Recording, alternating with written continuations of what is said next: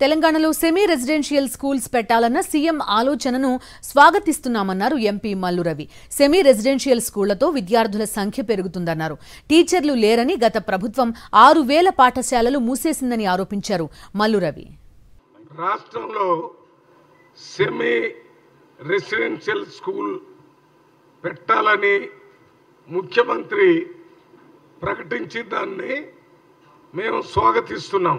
ఈ semi residential school పెట్టడం వల్ల గ్రామీణ ప్రాంతంలో ఉన్నటువంటి పిల్లలు, ముఖ్యంగా బడుగు బలహీన వర్గాలకు సంబంధించినటువంటి పిల్లలు స్కూల్కి వచ్చేటటువంటి నంబర్ కూడా పెరుగుతుంది. సింగిల్ టీచర్ స్కూల్స్ దాదాపు 6,000 స్కూల్స్ ఉన్నాయి.